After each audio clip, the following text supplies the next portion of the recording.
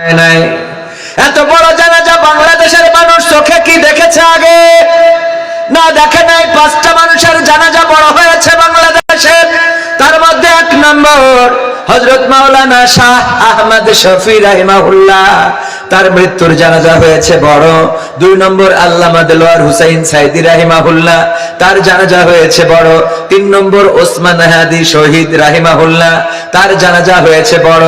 4 নম্বর শহীদ president Ziaur Rahman রাহিমাহুল্লাহ, তার জানাজা হয়েছে বড়।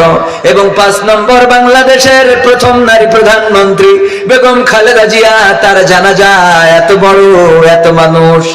এই মানুষগুলো যদি বেঁচে থাকাকালীন বালুর ট্রাকের সামনে দাঁড়াতো, তাইলে ওই বালুর ট্রাক উঁচু করে 7 আসমানে তুলে থোয়া যেত। ঠিক না বেটা? হয়তো 7 আসমানে যেত না, এটা আবার অনেকেই কোট করবে যে 7 আসমানে কি আসলে তোলা যায়? কথার কথা। মাঝে মাঝে মানুষ আবেগে অনেক কিছু বলে না, বলে কি না? আবেগে অনেক কিছু বলে যে মাথায় আকাশ ভেঙে পড়েছে। তো আসলে কি আকাশ ভেঙে পড়েছে কোনোদিন? আকাশও ভাঙে না, মেঘও তো ভেঙে পড়ে না, হয়তো বৃষ্টি পড়ে। তো আকাশ ভেঙে পড়ার অর্থটা হলো যে এমন একটা বিপদ হয়েছে যেটা এরকম একটা বোঝানোর জন্য। তো আমি সেটা বললাম আমার ভাইয়েরা। তো এই মারা যাওয়ার পরে আমরা যত মানুষ তার প্রতি সহানুভূতি, এমনকি আওয়ামী লীগের প্রতিটা পেজ থেকে দেখেছি তার প্রতি সহানুভূতি এবং শোক প্রকাশ করতে অনেক নেতা, অনেক কর্মী শোক প্রকাশ করেছেন। যদি বেঁচে থাকতে সবাই এই সহানুভূতিটা দেখাতো, তাইলে এই মানুষটার গৃহবন্দী থাকা লাগতো না। বলেন ঠিক কিনা? এই মানুষটার জেলখানায় থাকা লাগতো না। ঠিক না বেঠিক? এই মানুষটার এই বৃদ্ধ বয়সে এসে যেই সময় মানুষ পরকালমুখী হয়ে পড়ে, সেই সময় এসে কারারুদ্ধ জীবন যাপন করতে হয়েছে। ঠিক না বেঠিক? তো আমরা মারা যাওয়ার পরে গুরুত্ব বাড়িয়ে দিই, এইটা আমরা করব না। বেঁচে থাকতে মানুষকে একটু গুরুত্ব দেব, মনে থাকবে ইনশাআল্লাহ। আল্লাহ রাব্বুল আলামিন বেগম জিয়ার কবরকে জান্নাতের বাগান করে দিন, পড়ছি আমিন। এছাড়া বাংলাদেশে যারা রক্ত দিয়েছে, শহীদ হয়েছে, তাদের সবার কবরকে রিয়াজুল জান্নাতে পরিণত করে দিন, পড়ছি আমিন। সম্মানিত ভাইয়েরা, উত্তর কাটিয়া বাইতুল নূর জামে মসজিদ ও সিদ্দিকিয়া আমিনিয়া হাফিজিয়া মাদ্রাসার উদ্যোগে 24তম, মাঝখানে কিছুদিন এই মাহফিলটা বন্ধ ছিল। ঠিক কি না? কিছুদিন মাহফিলটা বন্ধ ছিল। এবং এটা সেই মাঠ যে মাঠে ডক্টর মিজানুর রহমান আজহারি ভাই মাহফিল করে গিয়েছেন। ঠিক না বেঠিক? আল্লাহ রাব্বুল আলামিন তাকে আজকে বিশ্বব্যাপী পরিচিতি করিয়েছেন, বিশ্বব্যাপী পরিচয় ঘটিয়ে দিয়েছেন। অথচ যখন ডক্টর মিজানুর রহমান এখানে আসছিলেন, তখন হয়তো শ্রোতা সংখ্যা এরকমই ছিল, এর থেকে বেশি ছিল, আলহামদুলিল্লাহ। কিন্তু এখন এই মাঠে আজহারি ভাইয়ের প্রোগ্রাম দেওয়ার কোন সুযোগ আছে? এই মাঠে আজহারি ভাই আর প্রোগ্রাম করলেও এখানে এই লোক ধারণ ক্ষমতা এই মাঠে হবে না। আল্লাহ রাব্বুল আলামিন তাকে গোটা বিশ্বব্যাপী পরিচিতি করিয়েছেন। আল্লাহ রাব্বুল আলামিন এই কণ্ঠকে দ্বীনের জন্য, ইসলামের জন্য আমৃত্যুকাল কবুল করুন, পড়ছি আমিন। এছাড়া এই মাঠ ঐতিহ্যবাহী কেন? 24 বছর ধরে এই কোরআনের আঞ্জাম দেয়া হয়। 8 জন কোরআনের খাদেম আজকে পাগড়ি পড়েছেন। আমার শ্রদ্ধাভাজন প্রিয় ভাই মুফাসসিরে কোরআন হযরত মাওলানা এনামুল হাসান এবং আমরা 2 ভাই মিলে পাগড়ি পরালাম। আমরা যাদেরকে পাগড়ি পরালাম, আমার ভাই যোগ্য ওনাদেরকে মাথায় পাগড়ি পরিয়ে দেয়া, কিন্তু আমি অযোগ্য। আমি আসলে হাফেজদের মাথায় পাগড়ি পরাতে চেয়ে নিজের কাছে খুবই লজ্জাই লাগে যে আমার মতো মানুষ পাগড়ি পরাচ্ছি। একবার কাশীপুরে গেলাম, খুলনায়, অন্ধ হাফেজ, ওরা অন্ধরা এই যে স্পিকার যেদিকে ওইদিকে ফিরে আসছে, কারণ ওদের তো চোখ নাই, মনে করে স্পিকারের মধ্যে এই বৃষ্টি ওরা তো স্টেজ দেখে না। তো ওদের মাহফিলে যে মনে করলো আমি কত বড় অন্ধ, যে এরা অন্ধরা কোরআনের হিফজ করেছে আর আমি কোরআনের বড় কোনো সূরা মুখস্থ নাই। একটা বড় সূরা মুখস্থ করতে গেলে মনে হয় না যে এই হায়াত হবে। আমাদের একজনের ওই যে বলতেছে যে দোয়া দুরূদ ইব্রাহিমটা মুখস্থ করে, এটা তো পারো না। তো বলছে পড়াটা শুনি। তো পড়ার পরে বলছে এত শ্যামনগর পর্যন্ত লম্বা, এত কি পর্যন্ত বলছে এত 7 সিঁড়ি শ্যামনগর যে ঠেনেছে। তো এখন আমার আসলে এখন যে মেধা শক্তি, সেই মেধায় কোরআনের হিফজ করা, আল্লাহ যদি একেবারে খাস কুদরত আমার পরে নাজিল করেন, তাহলে হয়তো হইতে পারে। আমার ভাইজান চলে যাবেন, সাপোর্ট করতেছে, ভাই থেকে বেশি সাপোর্ট করতেছে ভাই, মানে খালি পাচ্ছে না উত্তর দিতে, তারপরও ইশারা করতেছে। আমার কিন্তু খেয়াল আছে সেদিকে। তো আলহামদুলিল্লাহ ভাইকে আমরা ছেড়ে দেবো, কারণ এতক্ষণ ওয়াজ করেছেন, আলোচনা করেছেন, খাওয়া দাওয়ার বিষয় আছে, একটু রেস্টের বিষয় আছে। ওদিকে আগের বক্তা আমাদের সাইদুল ইসলাম মাসুদ ভাই, উনি অপেক্ষমান রয়েছেন। আপনারা এখানে আসতে পেরে খুশি না বেজার? আলোচনা এতক্ষণ অনেক হয়েছে। সে আলোচনায় যে দুইজন আলোচনা করেছে, মাওলানা সাইদুল ইসলাম মাসুদ কুমিল্লা, তিনজন আলোচনা করেছেন ইতিপূর্বে, হাফিজ মাওলানা মোহাম্মদ তামিম হুসাইন ফরিদি, এবং আমার শ্রদ্ধাভাজন প্রিয় ভাই মুফাসসির জগতের শ্রোতাভাজন, বয়সে কম বেশি হয়ে থাকতে পারে, কিন্তু এই জায়গায় আলোচনায় তিনি মানে আমার থেকে ইমানে, আমলে, ইলমে সব দিক থেকে, এমনকি একটা মাদ্রাসা করেছি, তাও সেদিকে উনি 1 বছর সিনিয়র, মানে মাদ্রাসা আমার আগে করে ফেলেছে আলহামদুলিল্লাহ। তো সব দিক থেকে আমার সিনিয়র, আমার প্রিয় ভাই মাওলানা ইনামুল হাসান বিন নূর, আমি অত্যন্ত মহব্বত করি, ভাই আমাকে অনেক মহব্বত করেন।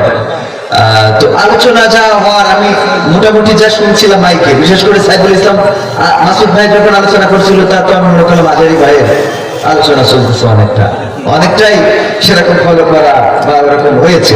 আর আমার এনামুল হাসান বিন নূর ভাই তো আলোচনা আগে করতেন, তার ওনার ভাইকে ভাইয়ের ফ্লেভার পাওয়া যেত, এখন নিজের সক্রিয়তায় এসেছেন আলহামদুলিল্লাহ। তো এই সক্রিয়তা এটা খুবই ভালো, নিজের মতো করে একটা কিছু তৈরি করা, এটা থাকতে হবে। আবার কাউকে অনুকরণ করলেও কোনো সমস্যা নাই। আমরা মাঝে মাঝে বলি যে এটা কেন ওইটা কেন, আমরা সবচেয়ে বেশি কপি করি কাকে বলেন তো? বলতে পারবেন কোন একজন? হয় না, আমরা সবচেয়ে বেশি কপি করি হযরত মুহাম্মদ সাল্লাল্লাহু আলাইহি ওয়াসাল্লামকে। আল্লাহ নবী কেমন টুপি পরতেন, কেমন দাড়ি রাখতেন, কেমন জুব্বা পরতেন, খাওয়ার শেষে কি খাইতেন, খাওয়ার আগে কি খাইতেন, উজুর আগে কি করতেন, উজুর পরে কি করতেন, সব জায়গায় রাসূলের ফলো আছে না নাই? আমরা রাসূল সাল্লাল্লাহু আলাইহি ওয়াসাল্লামকে ফলো করি আলহামদুলিল্লাহ। এই ফলো করাতে দোষের কিছু নেই, ফলো করবেন, কাউকে কপি করবেন, সমস্যা না, এটা তেমন একটা সমস্যা না। কিন্তু একেবারে সুর কপি করেন, অন্য কিছু কপি করেন, এটা অসুবিধা না। কিন্তু একবারে ওই ক্যাসেট কপি করে এনে মেরে দেওয়ার দরকার, নিজের মতো করে কিছু আবার সেখানে সংযোজন বিয়োজন করার দরকার আছে না নাই? কথা কয় না, আছে না নাই? একদম কপি করে ডাইরেক্ট মেরে না দিই, আমরা এটা করা যেতে পারে। তবে আমরা রাসূল সাল্লাল্লাহু আলাইহি সাল্লামকে বেশি কপি করি। আমাদের যে দাড়ি, এই দাড়ি আমরা রাসূল সাল্লাল্লাহু আলাইহি সাল্লামের সুন্নাহ অনুযায়ী রাখার চেষ্টা করি, ঠিক কিনা? আমার আগে আরো ছোট ছিল, এখন বড় করছি, কারণ আমার রাসূল সাল্লাল্লাহু আলাইহি সাল্লামের দাড়িটা বড় ছিল, আমার রাসূলের জুব্বা ছিল, পাঞ্জাবিটা বড় ছিল, টুপি পরতেন, সেভাবে আমরা এটা কপি করার চেষ্টা করি না? কথা কয় না, করি না, রাসূলের কপি করি। তো এই জন্য কপি করাটা তেমন দোষের নয়, এটা নিয়ে খুব বেশি আমরা বাড়াবাড়ি করা উচিত নয়। তো আলোচনা করেছেন আমাদের ভাইয়েরা, গুরুত্বপূর্ণ। আমি যেহেতু আকর্ষণের ব্যাপারে আমি অসংখ্যবার বলেছি যে আকর্ষণ হলো যে বানর নিয়ে ঘুরে বেড়ায়, এই বানর নিয়ে ঘুরে বেড়ানো ব্যক্তিটা যদি একা একা বাজারে যায়, কেউ ওর দিকে তাকাবে না, কেউ তাকাবে ওর দিকে।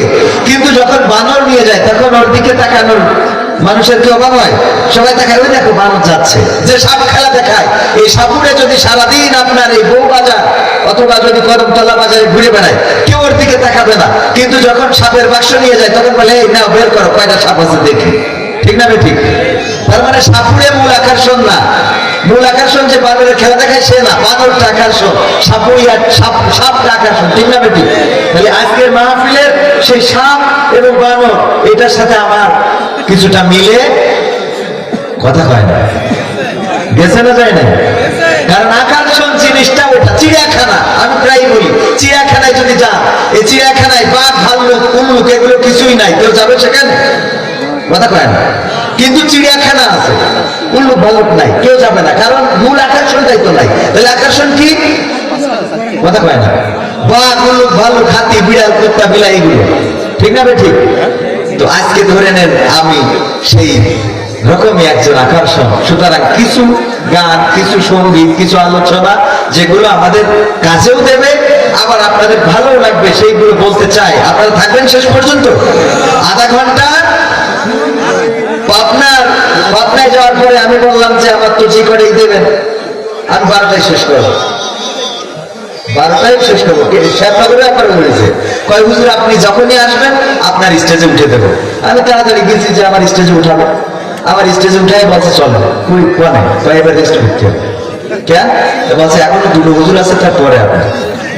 আমি বললাম আপনি বললেন যখনই আসবেন তখন স্টেজে উঠাবো, তাই বলছে উঠাইছি, উঠাই সবাই সালাম দিলেন, এবার চলো। এত বুদ্ধি পাবনারা, অনেকেই মনে করে পাবনায় মনে হয় বুদ্ধি ওদের একটু কম, আসলে বুদ্ধি কম না। আমি বলেছি দাওয়াত দিতে পারেন, 10টায় উঠাইলে 12টায় শেষ, 11টায় উঠাইলে 12টায় শেষ, 11:30টায় উঠাইলে 12টায় শেষ। ওরা আমার 12টায় উঠাইছে, দেখি হুজুর কয়টা শেষ করে। আমি বললাম যে বাবা এই 12টার সময় কি লোক থাকবে? তো বলতেছে আপনার পরেও একটা বক্তা এখনো আছে। আমি বললাম আমার পরেও 12টার পরেও বক্তা আছে? বলছে হযরত মাওলানা খেচুড়ি রাহিমাহুল্লাহ। তো আজকেও সেই হযরত মাওলানা খেচুড়ি আছে না নাই? কথা কয় না। গরম গরম প্যাকিং হচ্ছে ইনশাআল্লাহ। আমার আকর্ষণে থাকে না না থাকে, অন্তত খিচুড়িটা না নিয়ে যাওয়া যাবে না, কারণ এটা নষ্ট করা যাবে। রিজিক আসে কার তরফ থেকে? আল্লাহর তরফ থেকে, অবহেলা করা যাবে না। মান্না সালোয়া যখন দিত বসে পড়ি, খালি প্লেটটা ধুয়ে পরিষ্কার করে ঢেকে রেখে দেবে, ওর মধ্যে খাবার। ও মুসা আলাইহিস সালামের মধ্যে ওটা সহ্য হইল না, বলছে আমরা ও এক রকমটা খাবো না নিয়মিত, আমাদের ওর থেকে চাষ করে খাবো। তা নাহলে বলে আমরা ওই মান্না সালোয়া এখনো খেতে পারতাম, পারপারে ঠ্যাং তুলি বসে বসে খাতাম, বুঝলেন? তো এই জন্য আজকে খিচুড়িটা আমরা নেবো না ইনশাআল্লাহ। আল্লাহ আমাদের তাওফিক দিন, বলেন আমিন। তো আজকের এই মাহফিলের সভাপতিত্ব করছেন আলহাজ আব্দুল রশিদ সাহেব। আলোচনায় আমাদের ভাইয়েরা ছিলেন এবং আমার সামনে উপবিষ্ট দিনদার ইমানদার মুসলমান ভাই বাবাজিরা, পর্দার অন্তরালে মা এবং বোনেরা, ডানে বামে আমার কলিজার টুকরা যুবকেরা, সবাইকে অন্তর স্থল থেকে সালাম জানাচ্ছি, আসসালামু আলাইকুম ওয়া রাহমাতুল্লাহ। আজকে বিশেষ করে কৃতজ্ঞতা জ্ঞাপন করছি আমাদের ইসলামিক সিটি টিভি, যেটা ইতিমধ্যে গোটা বাংলাদেশে নয় গোটা বিশ্বে সমাদৃত হয়েছে। অনেক ভালো আলোচনা রেকর্ড করে এডিট করে মানুষের মানে এখন যে চাহিদা বিনোদনের যে খোরাক সেটা অনেকটাই পূরণ করেন ইসলামিক সিটি টিভি।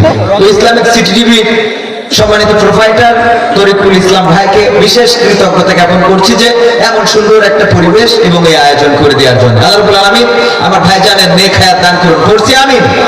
পরিবারের প্রতি আল্লাহ রাব্বুল আলামিন খাস রহমত বর্ষণ করুন, পড়ছি আমিন।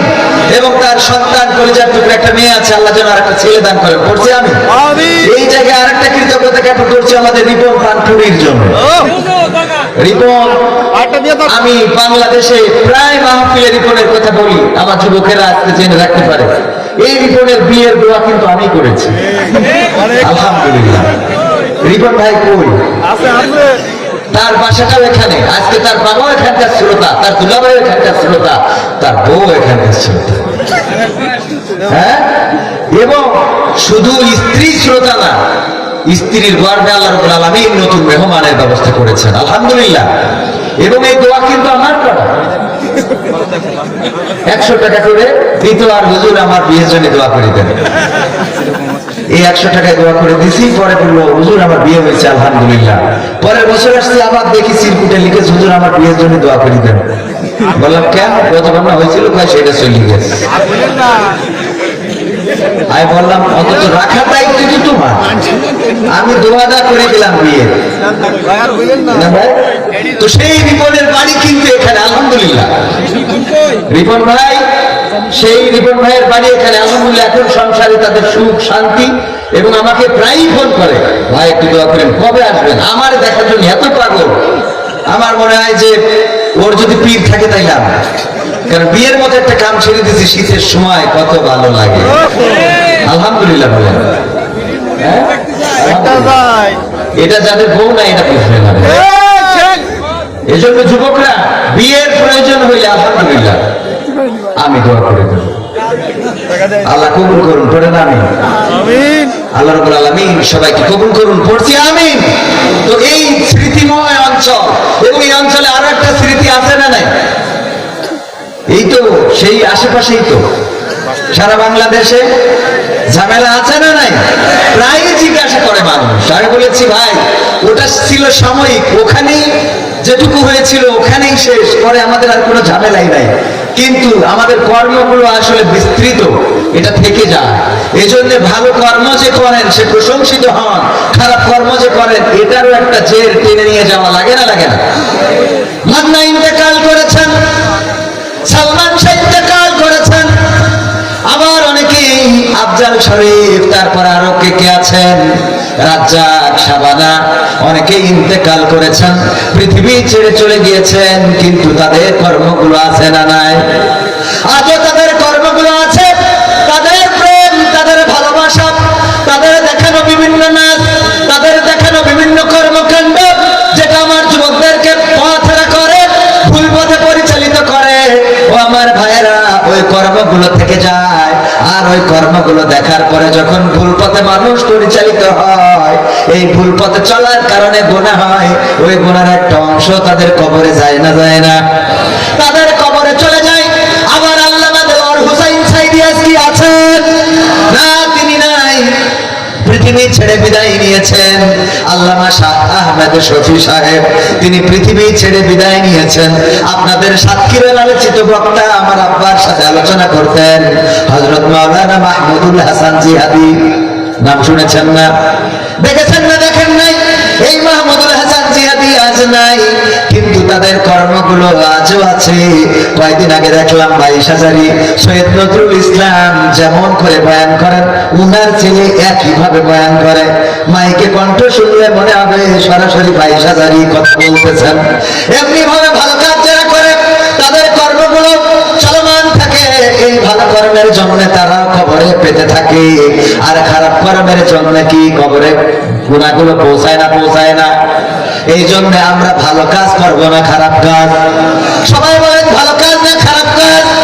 আর যেহেতু সময় খারাপ, এখন আপনি কি করেন? এখনকার মানুষ ভিডিও করে রাখে। ধরেন একজন ইতিপূর্বে আওয়ামী লীগ করতো, এখন আবার বিএনপির ধানের শীষির স্লোগান দিচ্ছে। আগের জয় বাংলা স্লোগান এনে এক পাশে দেয়, আর ধানের শীষির স্লোগান এনে আর এক পাশে দেয়, দিয়ে বলে দেখো আওয়ামী লীগতে ধানের শীষি ঢুকেছে। কথা পায় না, বলে না, বলে না। অথচ ঢুকা যাবে না, যাবে না। একজন আগে ধানের শীষ করতো, এখন ধরো দাঁড়িপাল্লায় ঢুকেছে, এবার দুইটা একসাথে দেয়, দিয়ে লাগাই দেয়। যেমন ভিপিনুর আগে বলতেছে যে আমার পক্ষে যারা কাজ করে তারা ওরা, এখন আবার বলতেছে এদের হাতে দেশ নিরাপদ না। এরকম না? দুইটা ভিডিও এক জায়গায় চলে আসে, আগের কথা কি এখনকার কথা কি, এরকম দিচ্ছে না? দিচ্ছে না? সব চলে আসতেছে। তো আমাদের এই জন্য সচেতন হওয়া দরকার। আমি বলি মাঝে মাঝে, আমি যখন এখন রাস্তায় চলার পথে হঠাৎ যদি খুব পিসাবও লাগে, তাও চিন্তা করি এমন জায়গায় ফিরতে হবে যে চারিপাশে ফাঁকা, ক্যামেরা নাই। কারণ পরে দেখা যাবে যে কোন জায়গায় কোন সিসি ক্যামেরা লাগানো। ওসমান হাদিরে গুলি করেছে রাহিমাহুল্লাহ, তারা গুলি করেছে, দেখে কোন ক্যামেরায়, ওই জায়গায় তারা এত সচেতনতার সাথে গুলি করেছে, তাও ধরা পড়েছে না? পড়ে না। এই জন্য হুজুরদের এখন পিসাব পায়খানা করে চিন্তা করি করতে হবে। ঠিক না? ঠিক। আমি বলেছি যারা ইসলামী আন্দোলনের প্রতীক হাতে নিয়েছেন, তারা বুঝে শুনে দাঁড়িয়ে পেশাব করতে পারবেন না। কারণ প্রতীক এক হাতে, আর এক হাতে যদি দাঁড়িয়ে পেশাব করেন, দুইটা ছবি এক পাশে দিয়ে একসাথে দিয়ে বলবে দেখো এই হলো উনাদের করুন। ঠিক না বেঠে? কথা কি বোঝা গেছে? তার মানে খুবই ভেবে চিনতে, খুবই সাবধানে আপনি কি করছেন, কি বলছেন। আজকে কোন জায়গায় স্লোগান দিচ্ছেন, কালকে আবার আর এক জায়গায় স্লোগান দেন, দুইটা স্লোগান এক জায়গায় করে, কিন্তু আসলে ঝামেলা আছে না? না। এই জন্য খুব সাবধান। কথা বলতে বলতে আবেগে অনেক কথা বলে ফেলে। যেমন কয়দিন আগে আমাদের একজন ভাই বলে ফেললেন যে বিড়িতে সুখটান দিয়েও যদি আপনি অমুক মার্কার ভোট চান, আল্লাহ আপনারে ক্ষমা করে দিবেন। এটা বলা যাবে না, এভাবে বলা যাবে না। আপনি বিড়িতে সুখটানের কথা বলবেন কেন? আল্লাহ চাইলে যে কোনো নেক আমলের কারণে যে কোনো বান্দাকে ক্ষমা করতে পারে। পারে না? পারে না? ভাদাম্মা, সিরাজগঞ্জে টাঙ্গাইলে বাড়ি ভাদাম্মা। এই মানুষটা এত অশ্লীল ভিডিও করেছে, কিন্তু সেই মানুষটা মারা যাওয়ার পরে আমার মনে হয়েছে এই মানুষটাকে আল্লাহ ক্ষমা করে দিবেন আজ হোক কাল হোক। কেন জানেন? এই ভাদাম্মা সে খারাপ ভিডিও বানিয়ে বেরিয়েছে, কিন্তু একটা ছেলেকে হাফেজ বানিয়েছে। কি বানিয়েছে? হাফেজ বানিয়েছে, কোরআনের হাফেজ। এবং তার ছেলে তার জানাজা পড়েছে। অনেক আলেমের ছেলে তার বাবার জানাজা পড়ানোর যোগ্যতা রাখে না। অনেক আলেম আছে যার ছেলেকে জানাজা পড়ানোর যোগ্যতা সম্পন্ন করে গড়ে তোলে নাই, মাদ্রাসায় পড়াই নাই, স্কুল ভার্সিটি, ওরে বাবা লন্ডন আমেরিকায় পড়ায়, নিজের বাবার জানাজা পড়ানোর মতো আলেম তার সন্তান বানাইতে পারে নাই।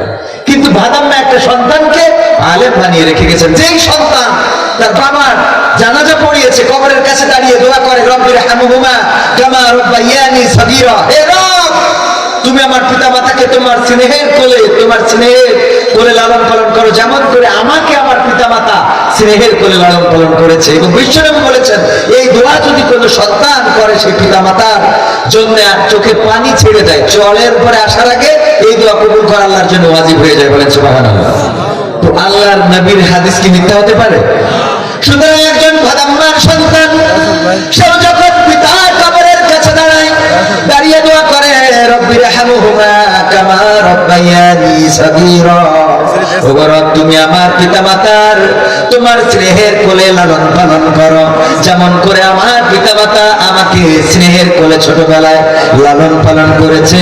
আল্লাহর নবী বলেছেন, এই দোয়া যদি কোনো সন্তান করে, ওই সন্তানের দোয়ার বদৌলতে ওই পিতামাতার কবর জান্নাত করে দেন। কি আল্লাহ রাব্বুল আলামিন ক্ষমা করে জান্নাত করে দেন। এই জন্য আল্লাহ চাইলে যে কাউকে যে কোনো কারণে ক্ষমা করতে পারেন, যে কোনো নেক আমলের কারণে ক্ষমা করে দিতে পারে, কিন্তু আপনি পিটানের সাথে তুলনা করতে পারবেন না? পিড়ির সাথে তুলনা করা যাবে? এটা হলো এমন, আমাদের অনেকে এমন এমন কথা বলেন, বলতে চাই ভালো কিন্তু হয়ে যায় খারাপ। ওই যে একবার বলছিলাম, এক ডাক্তারের কাছে গিয়েছে, যে বলতেছে, ডাক্তার আপনার কাছে রোগী হয় কেমন? বলছে, আসছেন কোথা থেকে? আসছেন কোথা থেকে? বললো কলারোয়া থেকে। সাতক্ষীরা সদরের ডাক্তার। আসছি কলারোয়া থেকে। বললো কলারোয়া থেকে আসার পথে ডানে বামে নতুন কবর দেখেছেন কয়টা? বলছে অনেকগুলো তো দেখলাম নতুন কবর। বলছে সব আমার হাতের রোগী, সব আমার হাতের রোগী। ডানে বামে অনেকগুলো কবর তো দেখলাম, তো বলছে সব আমার হাতের রোগী। মানে ডাক্তার বুঝেছে এই যে মরা যদি এতগুলো হয় তাহলে জ্যান্ত আরো কত। কিন্তু ওর মরা দিয়ে বুঝানোর কোনো দরকার ছিল? কথা কয় না। আর একজন বলে ফেললেন যে ইব্রাহিম আলাইহিস সালাম যে কুরবানি করে যে ত্যাগ করেছেন, তার থেকে অনেক বড় কুরবানি। আল্লাহ আমাদের হেফাজত করুন। বলেন আমিন। এর জন্য ক্ষমা চেয়েছেন। আল্লাহ ক্ষমা করতে পারেন না? পারেন না? আল্লাহ ক্ষমা করেন, কিন্তু যেটা বের হয়ে যায় ওইটা নিয়ে অপপ্রচার আছে না নাই? ওটা নিয়ে অপপ্রচার আছে না নাই? এই জন্য কথা বলার সময় অবশ্যই আমরা সচেতন থাকবো। আল্লাহ আমাদের তৌফিক দান করুন। বলেন আমিন। আমার মুফতি আমির হামজা ভাইকে নিয়ে এত আলোচনা, এখন মুফতি আমির হামজা ভাই এতটাই অ্যাটাক হয়েছে, এখন বুঝে শুনে কথা বলেন। আমার একজনের কথা মনে পড়ে গেল, আমাদের স্যার বলছিলেন যে একজনের একটা মেয়ে ছিল, তো উনি ঘুষ খাইতেন, খুব কায়দা করে ঘুষ খাইতেন, ঘুষ এত নিতেন। তো মেয়ে কোনো এক কারণে ভোগে মারা গেছে। যাওয়ার পরে ওই কাজ উদ্ধার করার জন্য ঘুষ নিয়ে যেয়ে দিয়েছে, তো মেয়ে তো মারা গেছে। বলতেছে এখন মনে করি না যে আমি রফিক আগের মতো আছি, অনেক পরিবর্তন হয়ে গেছি বাবা। কারণ মেয়ে মারা গেছে, এখন পরিবর্তন হয়ে গেছে। তো কিছু ক্ষতি না হইলে পরিবর্তন আসে না, ঠিক না বেটি? তো দুই একটা ভুল আমাদের একজন দুইজন ভুল করছে, বাকি 300 জনকে সংশোধন করে দিয়েছে। বলেন আলহামদুলিল্লাহ। কথা কয় না? আলহামদুলিল্লাহ বলতে কষ্ট হচ্ছে? বলেন আলহামদুলিল্লাহ। সব দলেরই দেখা হলো, সব দলেরই দেখা হলো, কেমন করে চালায় দেশ, আগামীতে চাইছে দেখতে দাড়ি টুপির বাংলাদেশ। আওয়াজ কি আর একটু জোরে হবে না সাতক্ষীরায়? এই পাশের ভাইরা বলেন ঠিক না ঠিক? এই পাশের ভাইরা বলেন ঠিক না ঠিক? সবাই মিলে একসাথে বললে তো আরো জোর হওয়ার কথা। বলবো বলবো, সব দলেরই দেখা হলো, সব দলেরই দেখা হলো, কেমন করে চালায় দেশ, আগামীতে চাইছে দেখতে দাড়ি টুপির বাংলাদেশ, আগামীতে চাইছে দেখতে আল কোরআনের বাংলাদেশ। এমন নেতা চাইছে দেশে দুঃখ সবার বোঝে, গরিব দুঃখের বড়ি বড়ি দুঃখ কষ্ট খোঁজে রে, দুঃখ কষ্ট খোঁজে। এমন নেতা চাইছে দেশে দুঃখ সবার বোঝে, গরিব দুঃখের বড়ি বড়ি দুঃখ কষ্ট খোঁজে রে, দুঃখ কষ্ট খোঁজে। সব অধিকার ফিরিয়ে দিয়ে, সব অধিকার ফিরিয়ে দিয়ে আনবে দেশে খুশির দেশ, আগামীতে চাইছে দেখতে দাড়ি টুপির বাংলাদেশ, আগামীতে চাইছে দেখতে আল কোরআনের বাংলাদেশ। ভ্রান্ত মতে বাতিল পথে সত্যি খোঁজে যারা, রবের ভাষায় চোখ থাকিতে অন্ধ বধির তারা রে, অন্ধ বধির তারা। ভ্রান্ত মতে বাতিল পথে সত্যি খোঁজে যারা,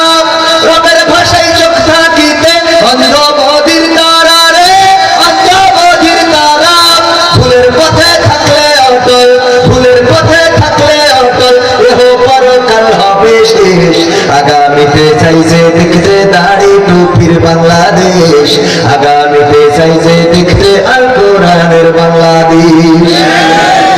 দুর্নীতি আর চাঁদাবাজি ভাই চলবে না এই দেশে, রুখে দিতে হবে তাদের আসলে ফ্যাসিস্ট বেশে রে, আসলে ফ্যাসিস্ট বেশে। দুর্নীতি আর চাঁদাবাজি ভাই চলবে না এই দেশে, রুখে দিতে হবে তাদের আসলে ফ্যাসিস্ট বেশে রে, আসলে ফ্যাসিস্ট বেশে। চললে আইন আল কোরআনের, চললে আইন আল কোরআনের, তবেই দেশটা চলবে বেশ। আগামীতে চাই যে দেখতে দাঁড়াই টুপির বাংলাদেশ, আগামীতে চাই যে দেখতে আল কোরআনের বাংলাদেশ। সব দলেরই দেখা হলো, সব দলেরই দেখা হলো কেমন করে চালায় দেশ। আগামীতে চাই যে দেখতে দাঁড়াই টুপির বাংলাদেশ, আগামীতে চাই যে দেখতে আল কোরআনের বাংলাদেশ। চান আপনারা? চান? কারা কারা চান? দুটি হাত দেখতে চায়। লিল্লাহি তাকবীর। আল কোরআনের আলো, আল হাদিসের আলো, আমার নেতা তোমার নেতা, নারায়ে তাকবীর। ওভার কনফিডেন্স মানুষকে ক্ষতি করে। আমার প্রতিষ্ঠান এবার ফাইনাল পরীক্ষায় দেখলাম সবচেয়ে ভালো করবে যে ছাত্রটা, অঙ্কে ভুল করে বসে আছে, উত্তরে ভুল করেছে, অঙ্ক করে ভালো 1000 জায়গায় 2000 বসায় রেখে আসছে। মানে এটারে কি বলে? Over confidence. এই ওভার কনফিডেন্স মানুষকে ক্ষতি করে। শেখ হাসিনা কখনো ভাবে নাই যে 41 সাল, সেখানে 31 সাল পর্যন্ত থাকা যাবে না। তাদের একটা কনফিডেন্স ছিল, সেই কনফিডেন্সের ওভার কনফিডেন্স ছিল, ঠিক না বেঠিক? এই জন্যই প্রায় আমার কাদের কাকা বলতো পালাবো না, ঠিক না বেঠিক? খেলা হবে বলতে না, বলতো না। কিন্তু মানুষটা এখন অসুস্থ, আল্লাহ তার সুস্থতা দান করুন, পড়ছি আমি। কারণ এই মানুষের বেঁচে থাকার দরকার আছে না নেই? 41 সাল পর্যন্ত অন্তত ক্ষমতায় না থাকলে দুনিয়ায় তো থাকা উচিত। আল্লাহ কবুল করুন, বলেন আমিন। তো এই যে ওভার কনফিডেন্স, সাতক্ষীরার জন্য আমার মনে হচ্ছে যে এরকম ওভার কনফিডেন্স হয়ে যাচ্ছে কি। কারণ এরকম মাহফিলে সাতক্ষীরার স্লোগান দিয়ে আগুন করে ফেলার কথা, সেখানে সাতক্ষীরায়, অথচ যেই সব জায়গায় আমরা মনে করি ইসলাম বিরোধী খুব বেশি, সেই সব জায়গার এখন রিভিউটা ভালো, পারফরমেন্সটা ভালো। আপনারা মনে করেন ওই যে রাজার পুকুরে দুধ ঢালার মতো। আমি আশা করবো যে সাতক্ষীরারা অবশ্যই পরিবর্তন হইতে হবে, কারণ মাঝে মাঝে এটা কষ্ট দেয় আমাদেরকে, পীড়া দেয় আমাদেরকে। রাজা বললো যে আমার যে পুকুর করেছে এই পুকুরটা পানির পুকুর হবে না, এটা কিসের পুকুর হবে? দুধের পুকুর। কিসের পুকুর? দুধের পুকুর। এলাকার সবাইকে একেবারে ওই যে তখন কি বাজাতো, ওই যে একটা ঘন্টা বাজায় বলে দিত সবাইকে বলে দাও, সবাই যেন তাদের গরুর দুধ পুকুরে ঢেলে যায়। এখন এইটা শোনার পরে আমার এনাম হাসান বিন নূর ভাই চিন্তা করতেছে সবাই তো দুধ ঢালবে, আমি আজকে গাই গরুর দুধটা না ঢেলে বেশি বিক্রি করে দিই, 1 কলস পানি ঢেলে দিয়ে আসি। আমাদের মনে করতেছে আমিও অসুবিধা নেই, আমিও 1 কলস পানি ঢালি, সবাই তো দুধ ঢালবে। আমার ভাইজান মনে করতেছে সবাই দুধ ঢালবে, আমি ওই যুবকরা সবাই গ্রামের সবাই মনে করেছে সবাই তো দুধ ঢালবে, আমি একটু পানি ঢালবো। মাঝখানে কি হয়েছে? সবাই পানি দিয়েছে, হয়ে গেছে কিসের পুকুর? তো সাতক্ষীরা যেন পানির পুকুর না হয়ে যায়। আল্লাহ কবুল করুন, পড়ে না আমি। সাতক্ষীরাবাসী অবশ্যই জাগ্রত হতে হবে। সাতক্ষীরা নিয়ে একটা গান লিখেছিলাম, ভাইকে একটু বিদায় দিতে হচ্ছে, ভাই একটু যাক, আমরা আর 20 মিনিট, আর 15-20 মিনিট থাকা যাবে?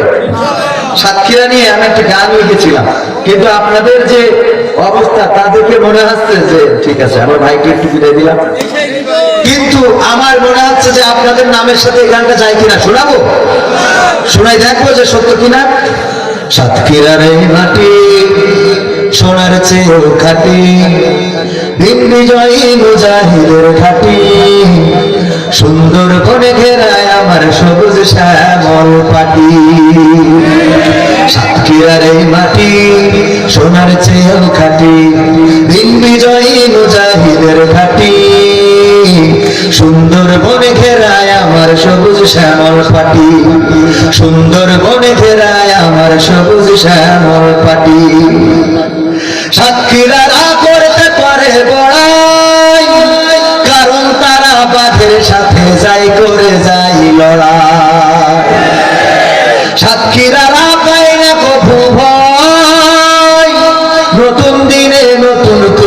আনবে দিনের জয়।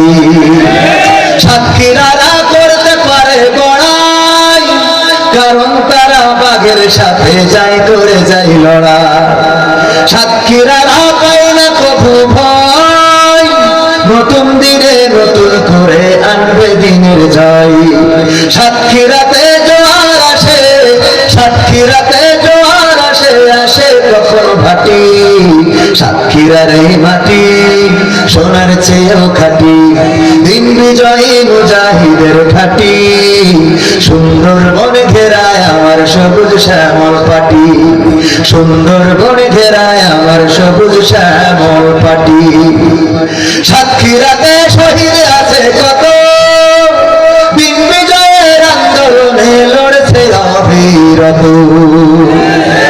জীবন বিলাই দেয় না কবু মান, টর্নেডোতে ঘর ভেঙে যায়, ভাঙে না রে ইমান। ভাঙে ভাঙে ইমান ভাঙে। সাতক্ষীরাতে শহীদ আছে কত, দিন বিজয়ের আন্দোলনে লড়ছে অবিরত। জীবন বিলাই দেয় না তবু মান, টর্নেডোতে ঘর ভেঙে যায়, ভাঙে না রে ইমান। সাতক্ষীরাতে জোয়ার আসে, সাতক্ষীরাতে জোয়ার আসে, কখনো বা ভাটি। সাতক্ষীরার এই মাটি সোনার চেয়েও খাঁটি, দিন বিজয়ী মুজাহিদের ঘাটি। সুন্দরবন ঘেরায় আমার সবুজ শ্যামল পাটি। মারহাবা বলবেন না? আরেকটু জোরে, আরেকটু জোরে। ও আমার ভাইরা, আমি সূরা ফাজরের 27, 28, 29 এবং 30 চারটি আয়াত তেলাওয়াত করেছি। এই আয়াত নিয়ে দু একটা কথা আপনাদেরকে শোনাবো, তা না হলে হক আদায় হবে না। আর কিছু সঙ্গীত আপনাদেরকে শোনাবো, তারপরে আমরা মুনাজাত করব, তারপরে আমরা তাবারক নেব, বাড়িতে চলে যাব। বেশি সময় নেব না, আর 15 মিনিট কি সময় দেয়া যাবে? যাবে? 15 মিনিট কি সময় দেয়া যাবে? আমার দাঁড়ানো ভাইয়েরা যদি একটু বসে যেতেন, আমার ডান পাশে বাবা সে দাঁড়ানো ভাইয়েরা কোরআনের মাহফিলে যদি বসে যেতেন, এই মাহফিল যেন যেন মাহফিল নয়। আমার আল্লাহ বলেছেন, ওয়াইদা কুরিয়াল কুরআনু ফাসতামিউ লাহু ওয়া আনসিতু লাআল্লাকুম তুরহামুন। আমার আল্লাহ বললেন, যখন তোমাদের সামনে কোরআন থেকে পড়া হবে, কোরআন থেকে তেলাওয়াত করা হবে, কোরআন থেকে শোনানো হবে, তখন তোমরা চুপ থাকবে এবং হৃদয়ের কান দিয়ে শুনবে, যাতে করে তোমাদের উপরে আল্লাহর রহমত বর্ষণ হতে পারে।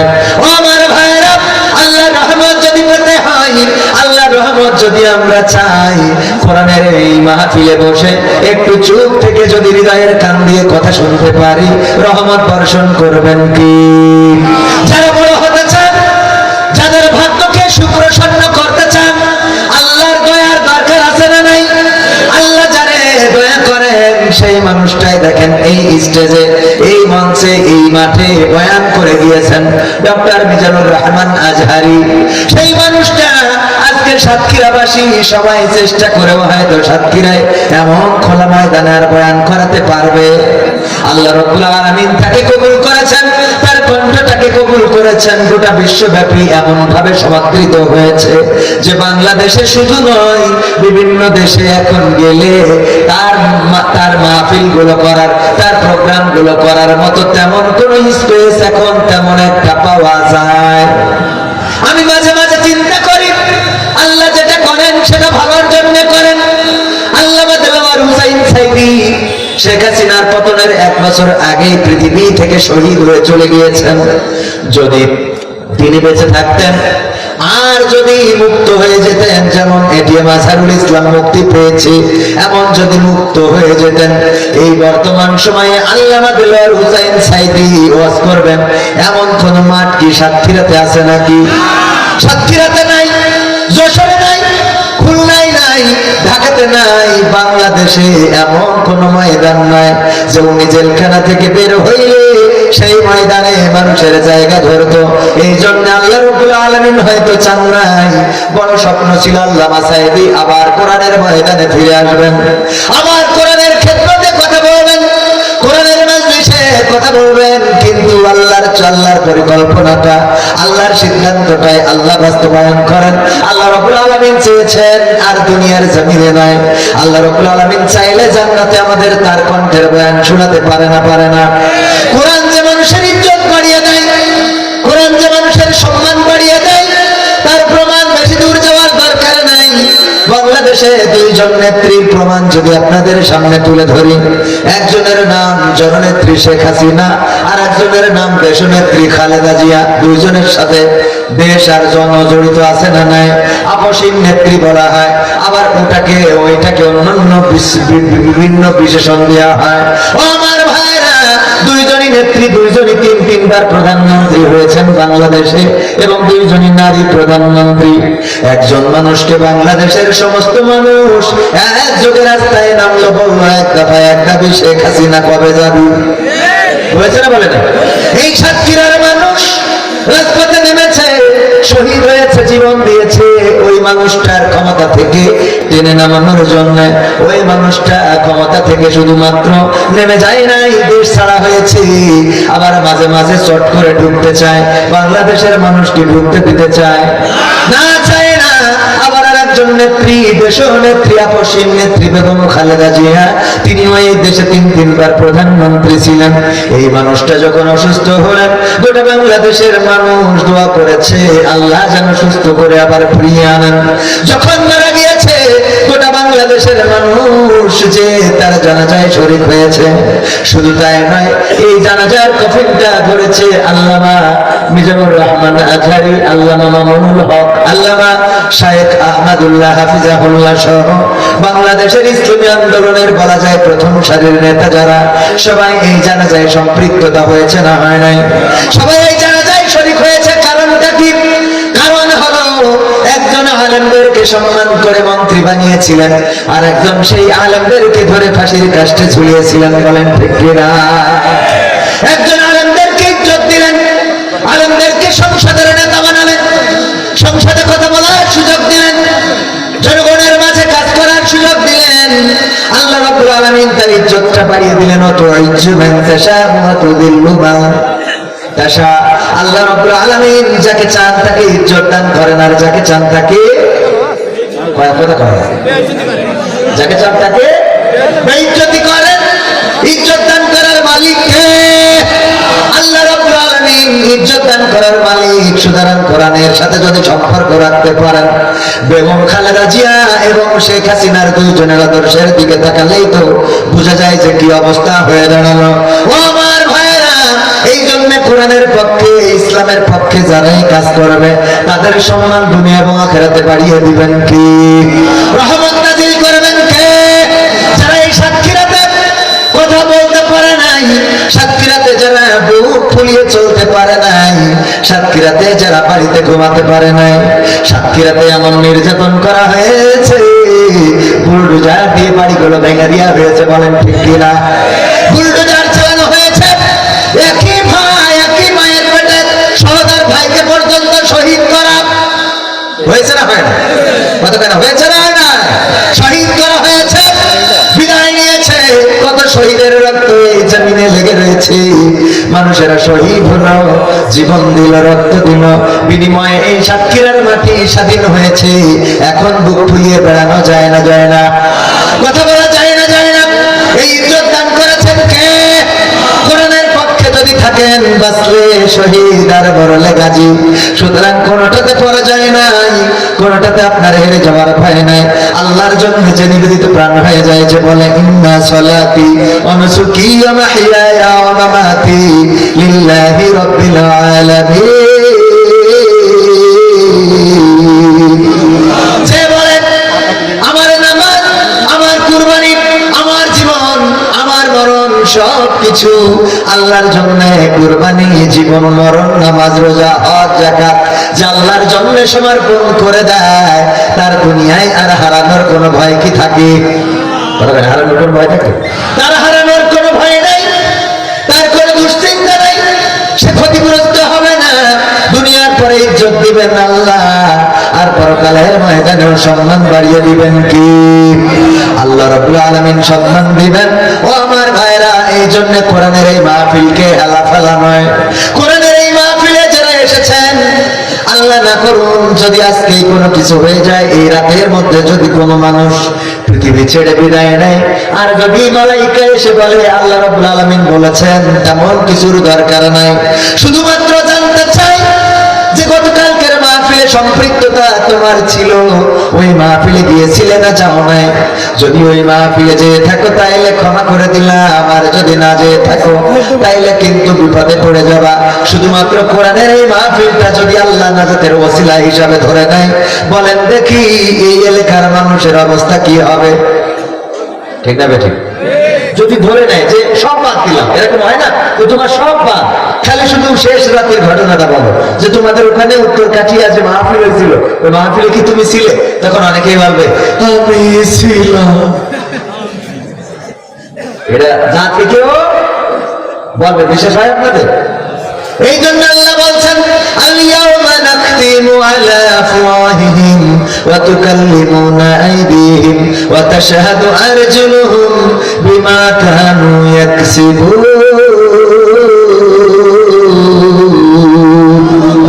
আমার আল্লাহ বলছেন ওই দিন আমি মানুষের মুখে আঠা লাগিয়ে দেব, মানুষের জবানটা বন্ধ করে দেব, মানুষের হাতের জবান খুলে দেব, মানুষের পায়ের জবান খুলে দেব, হাত পা আমার সাথে কথা বলবে, পাতার কৃতকর্মের সাক্ষ্য দিয়ে দেবে রে। ও আমার ভাইয়েরা, কারণটা কি? কারণ হলো ওই দিন কবির বিন সামাদকে যখন জিজ্ঞাসা করবে, কবির তুমি দুনিয়ায় কেমন ছিলে? আমি বলবো আমি ভালো লোক ছিলাম, আমি ভালো লোক ছিলাম। আল্লাহ বলবে তুমি কতটুকু ভালো লোক ছিলে এইটা দেখা যাক। মিথ্যা বলবো, আমি কি বলবো? মিথ্যা বলবো। মিথ্যা না বললে আমার মুখে আটা লাগাতে হবে কেন? কথা কয় না।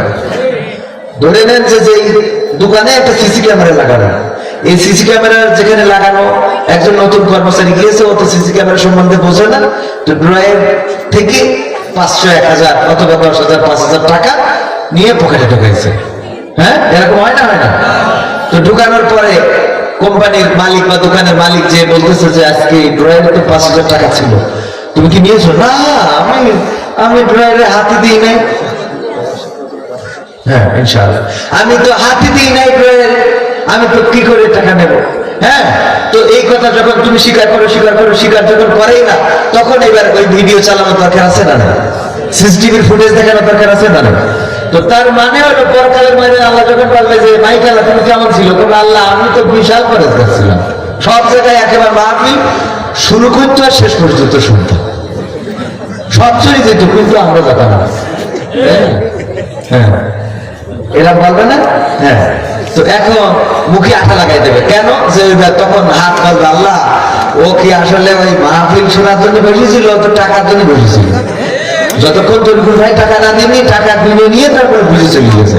পাক হবে কথা সত্য, কারণ আমার এই পায়ে হেঁটে যেত, কারণ ওখানে মাইক ভাড়া দিয়েছে, আমার যখন ডিজের কুপাকুপি ওখানে যেই উঠেছে। কথা ভাই, আমি আপনাদের বলছি, মানুষের কথা বলছি।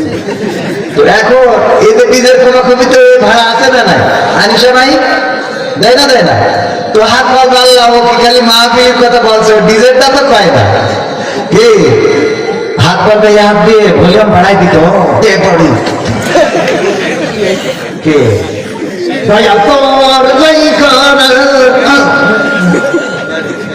এই সত্য বলছে না মিথ্যা বলছে? তার মানে মানুষ ভালোটা বলতে চাইবে, খারাপটা কেউ বলতে চাইবে।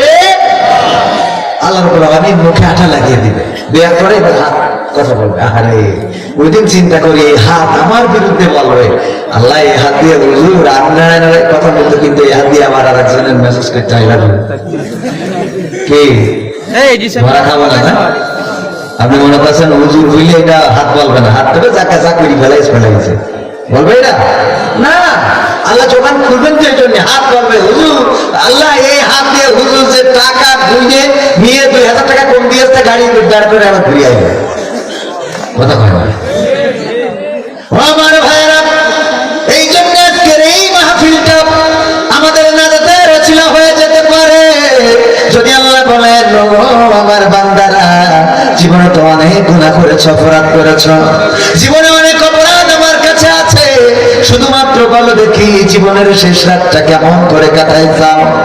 যদি আজকে আল্লাহ না করুন আমরা কেউ মারা যায় আর এই মাহফিলটা দেখাতে পারি, আল্লাহ দেখো কোরআনের এই মাহফিলে ছিলাম আমরা, এই 13 তারিখে কোরআনের মাহফিলে বসেছিলাম, আল্লাহ তুমি যদি চাও এই মাহফিলের ওসিলায় জীবনের গুনাহ খাতা মাফ করে দিতে পারো। আমার আল্লাহ রব্বুল আলামিনের এত দয়া এত মায়া, আজকের এই মাহফিলের ওসিলায় জীবন জিন্দেগির গুনাহগুলো মাফ করে দিতে পারেন, বলেন সুবহানাল্লাহ। এই জন্য এই মাহফিল মাঝখানে নভেম্বরের, যদি ভুল না বলি 21 তারিখে একটা ঝাঁকুনি হলো, ভূমিকম্প হলো নভেম্বর না ডিসেম্বরে, হ্যাঁ নভেম্বরে একটা ভূমিকম্প হলো। ওই দিন আমি বললাম যদি আজকে কিছু হয়ে যেত আর আল্লাহ যদি বলতো আজকে ফজরের নামাজ মসজিদে হয়েছে তার ক্ষমা করে দিলাম, তো আমার অর্ধেক ক্ষমা হয়তো আর অর্ধেক বিপদে পড়ে যেতাম, কারণ ওই দিন 1 রাকাত পাইছি জামাত। ওই দিন আমি 1 রাকাত পাইছি জামাত, 1 রাকাত আগে ইমাম পড়ে নিয়েছি নামাজ সাথে, তো আমিও বিপদে পড়ে যেতাম। আর বুঝে দেখেন ওই দিন যদি কিছু হয়ে যেত। সুতরাং মৃত্যুর জন্য আমাদের প্রস্তুত হওয়ার দরকার আছে না? আমি যে আয়াতে কারিমা তেলাওয়াত করেছি সূরা ফাজরের 27, 28, 29, 30, এর সরল অর্থ হলো আল্লাহ বলছেন যে আমি ওই দিন ডাক দেব, কি বলবো? হে প্রশান্ত আত্মা, তুমি ফিরে আসো তোমার রবের কাছে সন্তুষ্ট চিত্তে এবং সন্তোষ ভাজন হয়ে, আর তুমি দাখিল হও আমার বান্দাদের কাতারে, প্রবেশ করো জান্নাতে, বলেন সুবহানাল্লাহ। এই ডাক দিবেন কাদেরকে? ডাক দিবেন কাদেরকে? আপনাদের যদি এটা বলে দিই আপনাদের ভালো হবে না? যে কাদেরকে ডাক দিবেন আপনি মিলাই নিবেন যে আপনি এই ডাক দিয়াদের মধ্যে পড়েছেন কিনা। যদি না পড়েন তাহলে সেই গুণটা অর্জন করলে এই ডাক দিয়া বান্দাদের মধ্যে আপনি পড়ে যাবেন, বলেন সুবহানাল্লাহ। আল্লাহ ডাক দিবেন, কে ডাক দিবেন? আল্লাহ ডাক দিয়ে বলবেন ইয়া আইয়াতুহান নাফসুল মুতমাইন্না, ওগো প্রশান্ত আত্মা ফিরে আসো তোমার রবের দিকে সন্তুষ্ট চিত্তে এবং সন্তোষ ভাজন হয়ে। আমি তোমার উপরে সন্তুষ্ট এবং তুমি আমার উপরে খুশি থাকো, কারণ আমি তোমারে ডাক দিয়েছি। এবার তুমি আমার বান্দাদের কাতারে দাখিল হয়ে যাও, আমার বান্দাদের কাতারে তুমি চলে যাও আর তুমি প্রবেশ করো জান্নাতে। এই আয়াত যখন নাজিল হচ্ছিল, পাশে বসা ছিলেন হযরত আবু বকর রাদিয়াল্লাহু তাআলা আনহু। তাফসীরে ইবনে কাসিরে এসেছে আবু বকর রাদিয়াল্লাহু তাআলা আনহু বললেন কত সুন্দর কত চমৎকার কথাগুলো, ওগো নবী এই কথাগুলো কাকে বলবেন? আল্লাহ রাব্বুল আলামিন বিশ্ব নবী বললেন ওগো আমার আবু বকর শুনে নাও, এই কথাগুলো তোমার মৃত্যুর সময় তোমাকেই আল্লাহ রাব্বুল আলামিন বলবেন, বলেন সুবহানাল্লাহ। আল্লাহ ডাক দিবেন হে প্রশান্ত আত্মা, ওগো প্রশান্ত আত্মা ফিরে আসো তোমার রবের নিকট, ফিরে আসো তোমার রবের কাছে। আল্লাহ রাব্বুল আলামিন ডাক দিবেন বান্দার দিকে তাকিয়ে, ওগো প্রশান্ত আত্মা ফিরে আসো তোমার রবের কাছে আর দাখিল হও সন্তুষ্ট চিত্তে এবং সন্তোষ ভাজন হয়ে। তোমরা দাখিল হয়ে যাও আমার বান্দাদের কাতারে। আল্লাহর বান্দা কারা? আল্লাহর বান্দা হলো তারা যারা বলেছে ইন্না সালাতি ওয়া নুসুকি ওয়া মাহইয়ায়া ওয়া মামাতি লিল্লাহি রাব্বিল আলামিন। আল্লাহর বান্দা তো তারা যারা আল্লাহর কাছে মাথাটা নত করে দিয়েছে।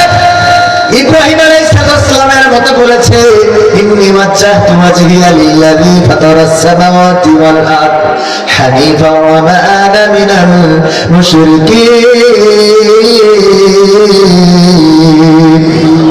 ইব্রাহিম আলাইহিস সালাম বললেন ওগো আল্লাহ আমি আমার মুখ ঘুরাইয়ে দিলাম, সব দিক থেকে ঘুরাইয়ে নিয়ে তোমার দিকে, আসমান জমিন যিনি সৃষ্টি করেছেন তার দিকে আমার মুখটা ঘুরিয়ে দিয়ে বললাম আমি কোন মুশরিকদের দল করি না, আমি কোন মুশরিকদের দলের স্লোগান দিই না, আমি কোন মুশরিকদের দলের সাথে নিজের সম্পর্ক রাখলাম না, আল্লাহর দলের দিকে মুখটা করে দিলাম। এই কথা বলে যখন স্লোগান দিলেন আল্লাহর আইন চাই, সৎ লোকের শাসন চাই, যখন বললেন এই জমিনে আল্লাহর বিধান চাই, নারায়ে তাকবীর আল্লাহু আকবার, এই স্লোগান দেওয়ার পরে মাইক কেড়ে নিয়েছে ফিরআউন নমরুদ। বলেন ঠিক না বেঠিক? নমরুদ মাইক কেড়ে নিয়েছে না? না, নমরুদ বলল না এই স্লোগান চলবে না, এই স্লোগান। ইব্রাহিম বললেন লা ইলাহা ইল্লাল্লাহ। ও নমরুদ এই বাবিলনে চলবে না। নমরুদ বলল, ও ইব্রাহিম, তোমার আমরা ছাড়ব।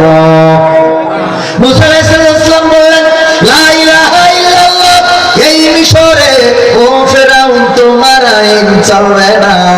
ফেরাউন বলল, ও গো মুসা, তোমার আমরা ছাড়ব না। আল্লাহর নবী বললেন, লা ইলাহা ইল্লাল্লাহ, এই মক্কা মদিনায় ও আবু জাহেল তোমার আইন চলবে না। আবু জাহেল বলল, ও মুহাম্মদ, আমরাও তোমার ছাড়ব, আমরাও তোমার ছাড়ব না। এখনকার সময় যদি বলেন লা ইলাহা ইল্লাল্লাহ, ও ডক্টর ইউনূস, এই বাংলাদেশে তোমার আইন চলবে না, চলবে না। আমার ইউনূস বলবে, ও কবির বিন সামাদ, তোমারও আমরা ছাড়ব, বাস্ট করে দেব। ঠিক না? ঠিক বলবে না, বলবে না? আমার ভাইরা, এই কথাগুলো বলা হবে কারণ আল্লাহর আইন যদি এই জমিনে চালাতে চাই, আল্লাহর আইন চালাতে বাধা দিবে কারা?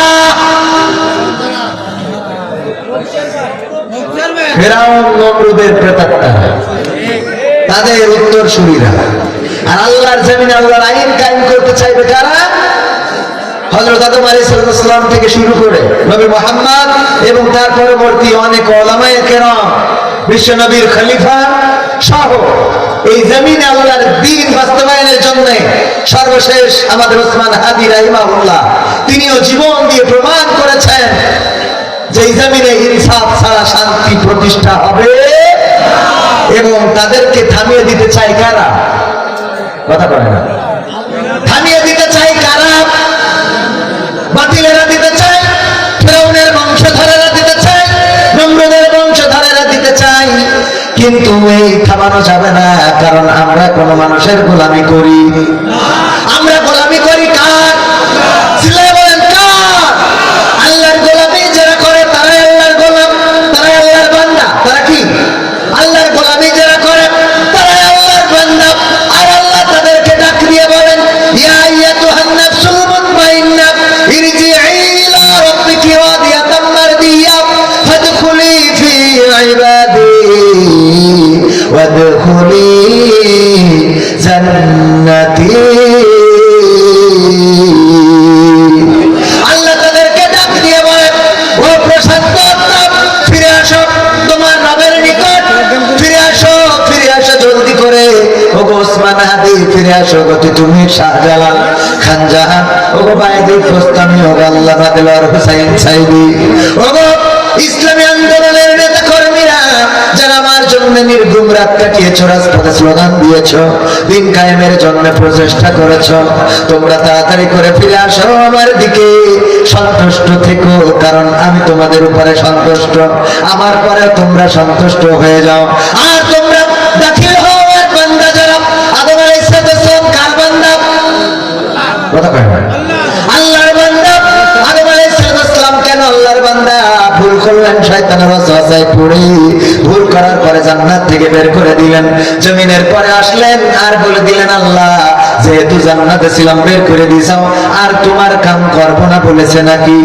না, বলে নাই, বরং বলেছেন রব্বানা যালামনা আনফুসানা ওয়া ইল্লাম তাগফির লানা ওয়া তারহামনা লানাকুনান্না মিনাল খাসিরিন। আমার আদম আলাইহিস সালাম বললেন, ও আল্লাহ, আমি তো ভুল করে ফেলেছি, আমি তো আমার পরে জুলুম করে ফেলেছি। আল্লাহ তুমি যদি আমারে ক্ষমা না করো, তুমি যদি আমার উপরে দয়া না করো, রহম না করো, তাইলে আমি ক্ষতিগ্রস্তের মধ্যে পড়ে যাব। সুতরাং তোমার দয়ার দরকার। আল্লাহর কাছে যখন নিজেকে সঁপে দিয়ে দয়া ভিক্ষা চেয়েছেন, দয়া করেছেন কি? দয়া করেছেন কে? আদম আলাইহিস সালাম ছিলেন আল্লাহর বান্দা। আইয়ুব আলাইহিস সালাম সমস্ত গায়ে ঘা হয়ে গিয়েছে, এত ঘা, এত পোকা গোশতগুলো খেয়ে ফেলে, শরীর থেকে গোশতগুলো খেয়ে নিচ্ছে পোকায়। এই অবস্থায় আপন জনেরা সবাই ছেড়ে চলে গেছে, সন্তানেরা মারা গেছে, সম্পদ সব শেষ হয়ে গেছে, কর্মচারী কর্মকর্তা যারা ছিল সবাই দূরে চলে গেছে। আল্লাহর নবী আইয়ুব আলাইহিস সালাম কোনদিন কোনোদিন কোনো অভিযোগ করে নাই। ইব্রাহিম আলাইহিস সালাম শুধুমাত্র ছিলেন খেদমত করার জন্য, বাকি সব স্ত্রীরাও চলে গিয়েছেন। এরপরে জিহ্বায় পোকা ধরে গেল, জিহ্বার মধ্যে পোকা কিলবিল করে, এই পোকা জিহ্বা খাওয়া শুরু করে দিল। আইয়ুব আলাইহিস সালাম বললেন, আল্লাহ, আমি এতদিন তো কোনো অভিযোগ করি নাই, কিন্তু আজকে অভিযোগ না করে তো আমি আর পারছি না গো আল্লাহ, অভিযোগ করা ছাড়া কোনো উপায় নাই। ও রব, তুমি আমার সমস্ত শরীরে ঘা দিয়েছ, সমস্ত শরীরে পোকা দিয়েছ, আমার সম্পদ গুলো ধ্বংস হয়ে গেছে, আমার সন্তানগুলো শেষ হয়ে গেছে, আমার আপনজনেরা আমাকে ছেড়ে চলে গিয়েছে, আমি কোনো অভিযোগ করি নাই, সমস্ত শরীরের গোশতগুলো পোকা রাখাই, আমি কোনো অভিযোগ করি নাই, কিন্তু আজকে এমন একটা মুসিবতে পড়ে গেলাম, তুমি আমার জিহ্বার মধ্যে পোকা দিয়েছ আল্লাহ, এই জিহ্বার পোকা আমার জিহ্বাটা খেয়ে ফেলে। ও আল্লাহ, তুমি যদি আমার জিহ্বাটা শেষ করে দাও, তাহলে কেমন করে আমি জিকির করব আল্লাহ আল্লাহ আল্লাহ আল্লাহ আল্লাহ আল্লাহ সুবহানাল্লাহ আলহামদুলিল্লাহ লা ইলাহা ইল্লাল্লাহ সুবহানাল্লাহ ওয়ালহামদুলিল্লাহ লা ইলাহা। ও আল্লাহ, কেমন করে তোমার জিকির করব? তুমি আমার জিহ্বাটা অক্ষুণ্ণ রেখে যা চাও তাই করো। আমার আল্লাহ বললেন, এখন আইয়ুব, আমি তোমার সব কিছু ফিরিয়ে দিলাম, ফিরিয়ে দিলাম, ফিরিয়ে দিলাম। দেখেছেন আল্লাহকে আল্লাহর বান্দা সব কিছু ফিরিয়ে দিয়েছে না দেয় নাই? এই হলো আল্লাহর বান্দা। আল্লাহর বান্দা ছিলেন জাকারিয়া আলাইহিস সালাম। যখন গাছের মধ্যে ঢুকে গেলেন, কিন্তু একটু লুঙ্গি অথবা কাপড়ের অংশ বাইরে থাকলো, শয়তান দেখিয়ে দিল, দেখো এই গাছের মধ্যে ঢুকেছে জাকারিয়া, তোমরা তো খুঁজে পাও না, কেমন করে ঢুকলো? সে আল্লাহর কাছে বলেছে, আল্লাহ আমার, আল্লাহর কাছে বলে নাই, গাছকে বলেছে, গাছ আমার একটু সহযোগিতা করো। গাছ সহযোগিতা করেছে। গাছ সহযোগিতা নিজে করতে পারে না, সহযোগিতা করেছে কার হুকুমে? আল্লাহর হুকুমে সহযোগিতা করেছে, কিন্তু একটু কাপড় অংশ বের হয়ে আছে। এবার বলল, এই করাত দিয়ে গাছটা চিরে ফেলো, যদি চিরতে পারো তাইলে সাথে সাথে জাকারিয়াও চিরে যাবে। যখন মাথার কাছে করাতটা এসে পৌঁছিয়েছে, উফ করতে যাবে, আল্লাহ রাব্বুল আলামিন জানিয়ে দিলেন, ওগো জাকারিয়া, তুমি আমার কাছে মাথা নত করার পরেও কেন তুমি গাছের কাছে সহযোগিতা চাইলা? তুমি যদি আমার কাছে সহযোগিতা চাইতে যে আল্লাহ আমাকে হেফাজত করো, আমি যেমন করে আদমকে হেফাজত করলাম, যেমন করে আইয়ুবকে হেফাজত করলাম, যেমন করে আমি ইউনূস আলাইহিস সালামকে হেফাজত করলাম, নূহ আলাইহিস সালামকে হেফাজত করলাম, একইভাবে তোমাকেও হেফাজত করতাম। তুমি গাছের কাছে সহযোগিতা চেয়েছো, আমি গাছকে দিয়ে তোমাকে হেফাজত করেছি, কিন্তু গাছের কাছে সহযোগিতা চাওয়ার জন্য করাত দিয়ে তোমাকে দ্বিখণ্ডিত করা হবে। তুমি একটা বারের জন্য উপ করতে পারবা না, এটাই তোমার পাপের কাফারা, এটাই তোমার এই অন্যায়, এতটুকু এই যে ভুলটুকু করেছো তার কাফারা। করাত দিয়ে দ্বিখণ্ডিত করা হলো, আল্লাহর নবী উপ পর্যন্ত করেন নাই, কারণ মাথাটা নত করেছিলেন কার কাছে? আল্লাহর কাছে মাথা নত করেছেন, এটাই আল্লাহর বান্দা। ওগো আমার ভাইরা, ইউনূস আলাইহিস সালাম তাকে যখন নদীতে ফেলে দেওয়া হলো, মাছের পেটের মধ্যে চলে গেল। যাওয়ার পরে ইউনূস আলাইহিস সালাম বললেন, আল্লাহ, আমি তোমার দিন প্রচার করে বেড়াই, মানুষ তেমন কালেমা পড়তে চায় না, তোমার দিনের পথে আসতে চায় না, এত কষ্ট করি, কষ্ট করি, কষ্ট করি রে, আবার আমার এই তুমি এই পানির মধ্যে ফেলাইলে, আবার মাছেও গিলে নিল, এই পাতালের মধ্যে চলে এসেছে, পানির এত গভীরে চলে এসেছে, আল্লাহ আমি আর তোমার ডাকবো না বলেছে নাকি? না বলে নাই, কি বললেন? লা ইলাহা ইল্লা আনতা সুবহানাকা ইন্নী কুনতু মিনাজ জালিমিন। ইউনূস আলাইহিস সালাম বললেন, ও আল্লাহ, তুমি মহা পবিত্র, তুমি অনেক বড় পবিত্র, সত্য তুমি তোমার মতো পবিত্র কেউ হয় না, তুমি আমার উপরে দয়া করো, আমাকে ক্ষমা করো, আমাকে রহম করো। আল্লাহ রাব্বুল আলামিন ইউনূস আলাইহিস সালামের ডাকে সাড়া দিলেন এবং ওই মাছের পেটের মধ্যে যন্ত্রণা বাড়িয়ে দিলেন, আর মাছ ওই ইউনূস আলাইহিস সালামকে আবার নিরাপদ স্থানে রেখে গিয়েছে, না যায় নাই। এটাই হলো আল্লাহর বান্দা। এমনি ভাবে কয়টা বলবো, হযরত ইব্রাহিম আলাইহিস সালাম যখন আগুনের মধ্যে ফেলা হবে, একেবারে রশিটা কাটলেই পড়ে যাবে, এমন মুহূর্তে ফেরেশতারা আসলো, এসে বলল, ইব্রাহিম, আমরা তোমার সহযোগিতা করতে চাই। কেন সহযোগিতা করবা? কারণ তোমাকে আগুনে ফেলে দেওয়া হচ্ছে, এই আগুনের মধ্যে তুমি পড়বা আর পুড়ে যাবা। এটা আমরা ফেরেশতারা মানতে পারি না, এই জন্য এসেছি। আল্লাহর নবী বললেন, তোমাদের কি আল্লাহ পাঠাইছে না তোমরা নিজেরা এসেছো? বলল, আল্লাহর কাছ থেকে অনুমতি প্রার্থনা করেছিলাম, বলেছিলাম, আল্লাহ তোমার বন্ধু খলিল, তোমার খলিল ইব্রাহিম সেই আগুনে পুড়ে যাবে, এটা কেমন করে হয়? যদি আমাদের অনুমতি দাও তাহলে যে সহযোগিতা করতে চায়। আল্লাহ অনুমতি দিয়েছেন, তবে এটাও বলে দিয়েছেন যে যতক্ষণ পর্যন্ত আপনি সহযোগিতা না চাইবেন ততক্ষণ পর্যন্ত করা যাবে না। আল্লাহর নবী ইব্রাহিম বললেন, তাইলে যাও, ফিরে যাও, ফিরে যাও, ফিরে যাও, কারণ তোমরা আমার যে কষ্টের কথা চিন্তা করে এসেছো, আমার কষ্টের খবর তোমাদের থেকে আমার আল্লাহ আরো ভালো জানি। সুবহানাল্লাহ বলবেন, তোমাদের থেকে আমার আল্লাহ আরো ভালো জানেন। সুতরাং এটাই ছিল কি আল্লাহর বান্দা। আমি তো 15 মিনিট চাইলাম, আরো 15 মিনিট পার হয়ে গেছে, সময় তো চলে যায়। হ্যাঁ, শেষের দিকে একেবারে। হ্যাঁ, সঙ্গীত তো শোনাইতে হবে।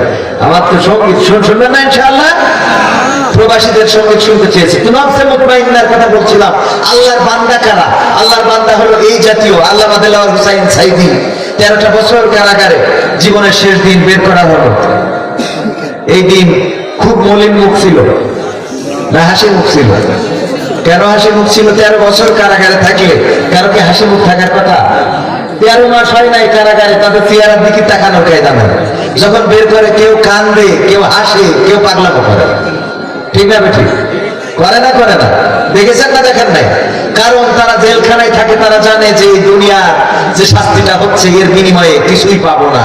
কিন্তু যারা কোরআনের খাদেম, তারা জেলখানায় গেলেও জানে যে এটার জন্য বেনিফিট দিবেন কে? বেনিফিট দিবেন কে? আল্লাহ রাব্বুল আলামিন বেনিফিট দিবেন। সুতরাং কষ্টের পরে সুখ আছে না নাই?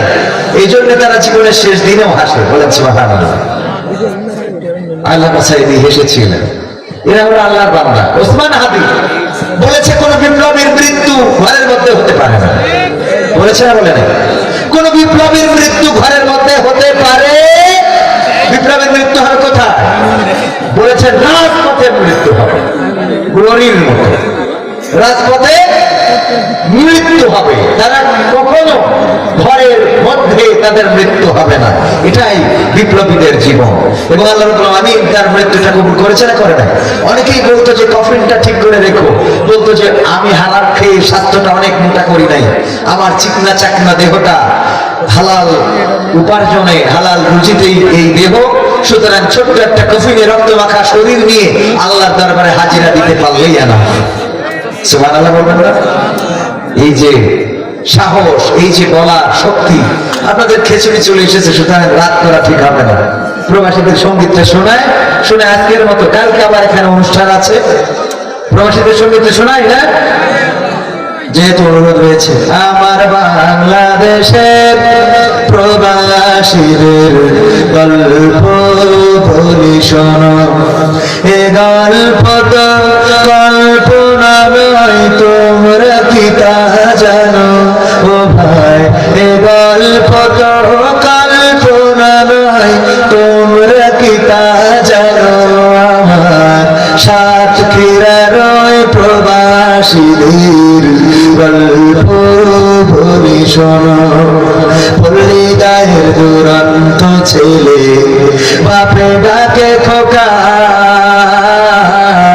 হঠাৎ করে ঢুকলো মাথায় বিদেশ যাওয়ার পোকা। রোগে শোকে ক্লান্ত পিতা, খাটার নাই উপায়, বেকার ছেলের এমন কথায় বাবাও দিল সাই। ক্ষেতের জমি হালের গরু বিক্রয় করে দিয়ে বাকি টাকা করলো পুরো মায়ের গহনা নিয়ে। অনেক আশা বুকে বেঁধে ছাড়লো যখন বাড়ি, সে যে কি বেদনা বিধুর ছিল যেন নারী। মায়ে কান্দে, ভাইয়ে কান্দে, কান্দে আপন চোখে জলে বুক ভেসে যায়, শক্ত করে মন। এমন মানুষ কোন সে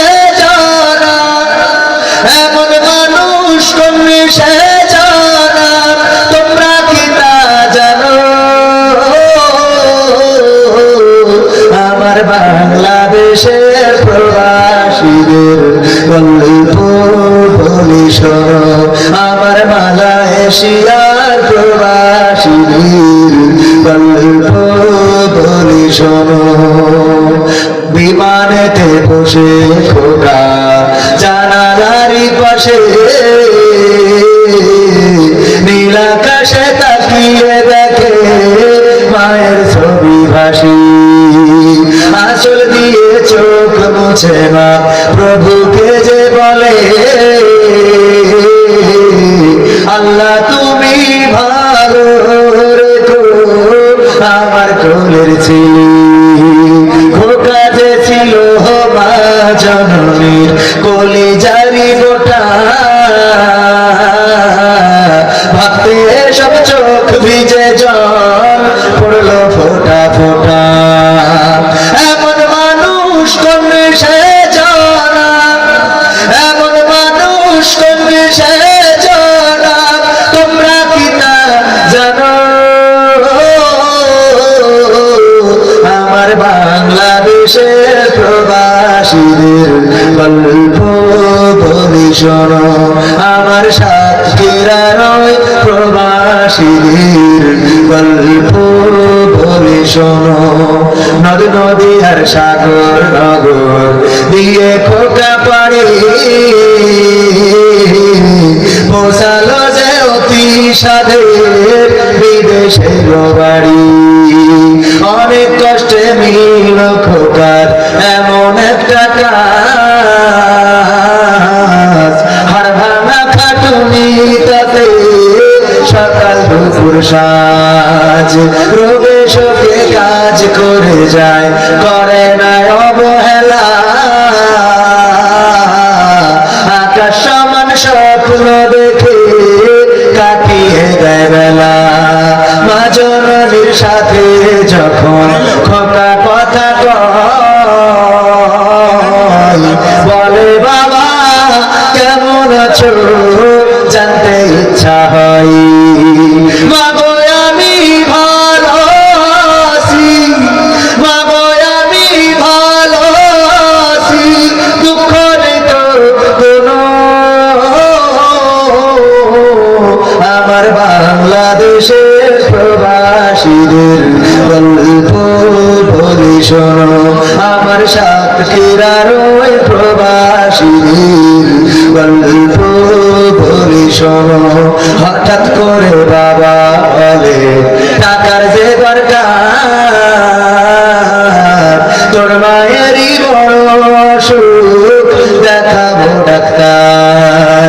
চিন্তায় আমার বাড়ছে আবার তোর বোনেরই নিয়ে,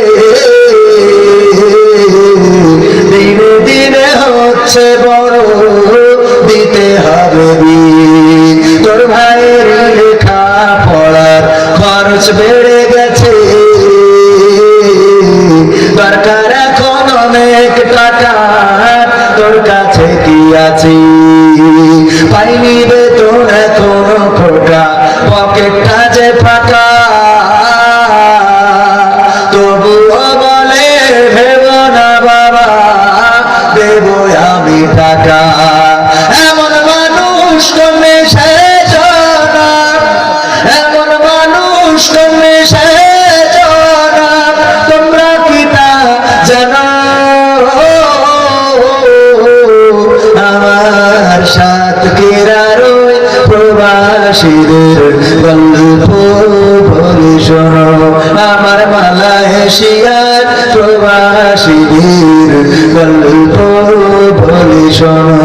3 মাস গুনে খোকা এখন পৌঁছালো বছরে, করতে হয় কাজ এখন যে তার 10 তলার উপরে। হঠাৎ করে কি হতে কি যেন হয়ে গেল,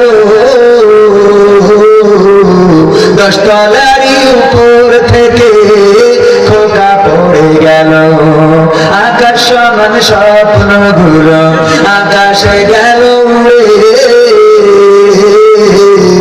দেহ থেকে প্রাণ পাখিটা গেল যে ভাই ছিড়ি। বন্ধুরা যে সে দেখে রক্তে তর নিথর